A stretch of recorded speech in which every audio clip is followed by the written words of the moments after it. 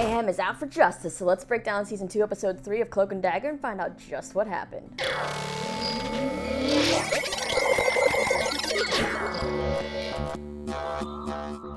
What's going on, you lovely people? Lisa here, and I finally got my internet back up because, let's face it, Spectrum sucks a lot of the time. So, sorry this is going up a little late, but man, this season of Cloak and Dagger, I am thoroughly enjoying. I loved Season 1, but Season 2 for me is really good. I don't know if maybe I don't think I'm the only one who thinks that, but I know I said it last time in my last recap, but I love that we get to see Cloak and Dagger finally working together.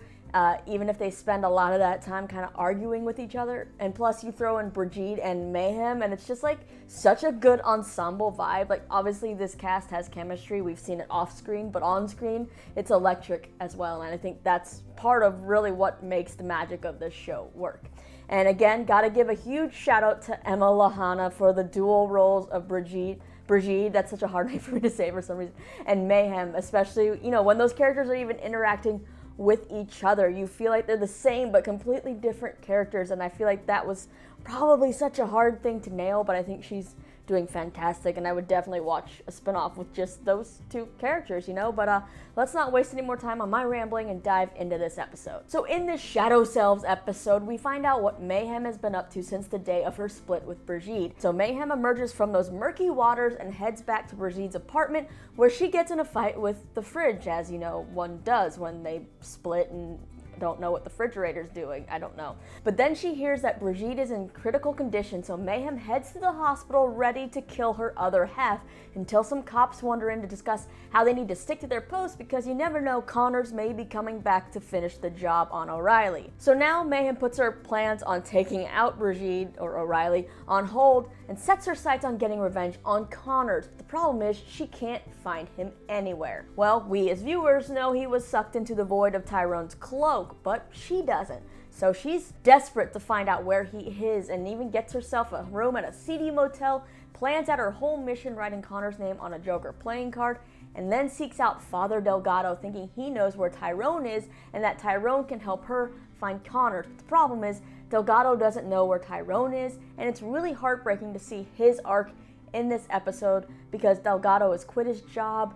He's now standing on a street corner outside of a liquor store, contemplating life, preaching, asking, you know, these big questions about everything.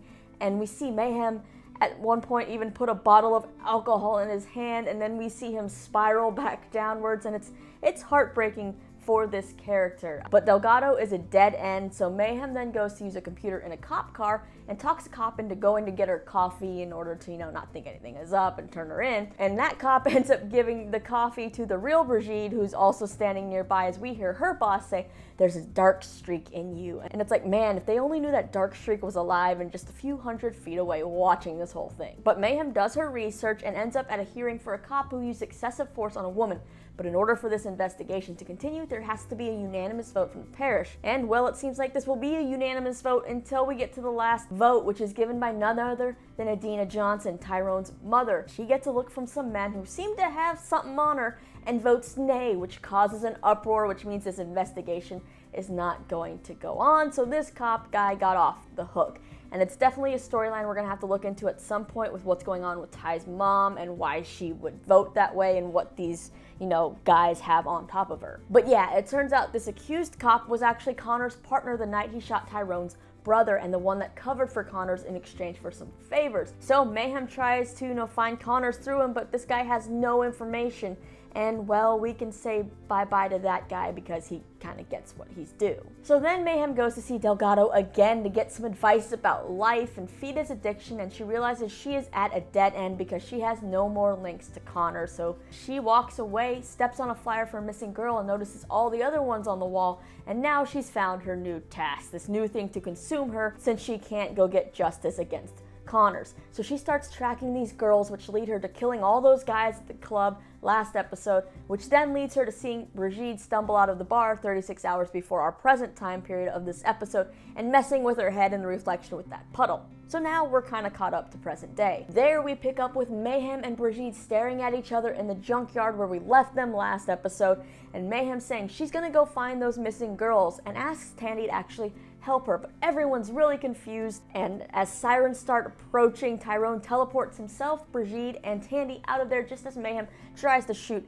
at Brigid. And it seems like the more Tyrone teleports with these other people, he hasn't quite mastered this power maybe, the more tired he's getting. But yeah, you can bet there's some major confusion on Tandy and Tyrone and even Brigid's part about why the heck there are two of her. And Tandy is really laying into Brigid, asking for answers. She's like mad, and Tyrone has to tell her to back off. Then they take Brigid to see Mina, who has been studying her little lab rats to figure out just what happened that night with the terrors. And it turns out one of her rats, number 11, ended up duplicating thanks to a power surge. And she's actually been able to replicate this as Mina's learned that the surge caused a moment of trauma that stimulated a fear agent that caused the division here. And so the twin has the same DNA, fingerprints, and memories up until that moment of split, but completely different personalities. And it seems like Brigid's twin only has activity in the rage center, meaning chaos and anger, which of course translates into mayhem, which is said a lot of times in this episode if you're playing a drinking game with it. And to note, there are 3 pairs of rats that don't have a twin because, yeah, the other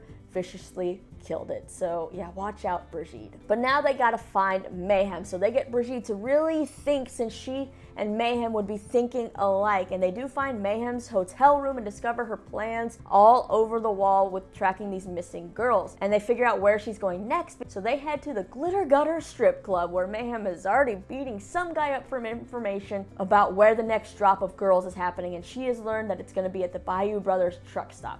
And she once again asks Tandy to go with her. And you can see that Tandy's actually kind of torn here, wrestling because she wants to get justice for these girls, but you know, they're not fully approving of the tactics that Mayhem is using. And then we get to see just how powerful Mayhem is as she ends up throwing Tyrone around and then ends up casually catching one of Tandy's light daggers. Mayhem then leaves the club and is stopped by Brigid, but Brigid freezes and Mayhem just, gets to the truck stop before they do, causing a ton of chaos, but freeing the girls who are waiting and scared when Tandy and the rest of the gang show up. And Tandy's clearly upset by this whole situation. You know what it took to find those girls?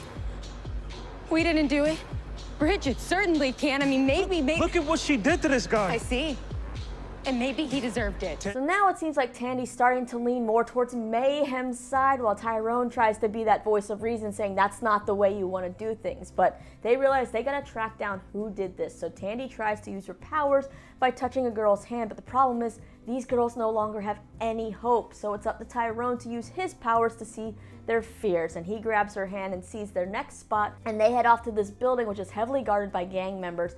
And Tyrone teleports inside and sees the girls being held in cells. Now Tandy actually wants to wait for Mayhem to show up because they're obviously outnumbered, but Tyrone is like, Mayhem's style of shooting first and asking questions is not the way to go because that's the style that Connor's used and it got his brother killed. And so Tyrone is not about that life, so they gotta do this before Mayhem gets there. So Tandy uses her new skill of making that light bulb and Hadoukens it on the building for a distraction as Tyrone teleports and gets the girls out of there safely as Brigid takes them away. Then Tandy is caught with a gun at her back by a gang member as Tyrone also teleports inside one last time and is caught by a young guy who looks about his age, maybe a tad older or younger, and they're both kind of like caught in this moment like, oh no, we've been found. When all of a sudden, Mayhem comes rolling up in a Mack truck and runs that guy who caught Tandy over, and Tandy tells Mayhem to stop, but Mayhem doesn't listen, just picks up that dead dude's weapon and walks into that building and starts shooting.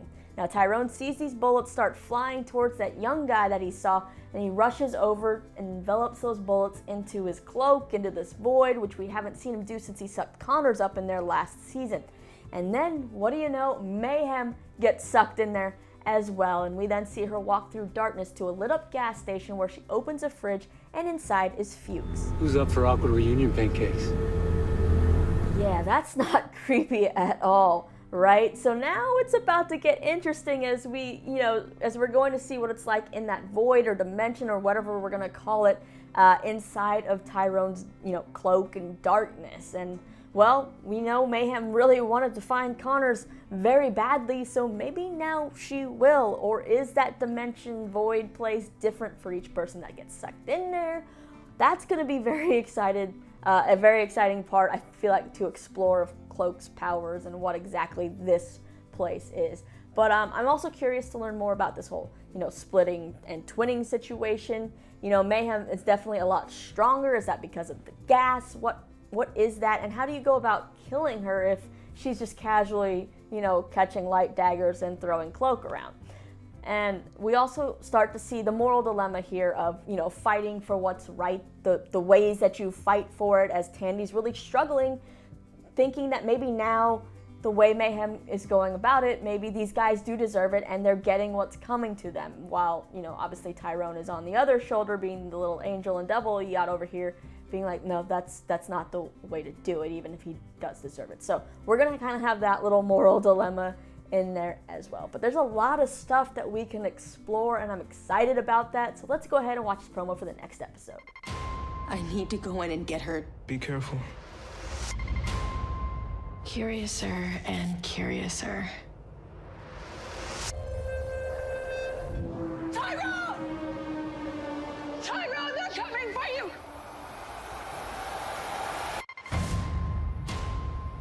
The city is full of monsters. But this is a different breed.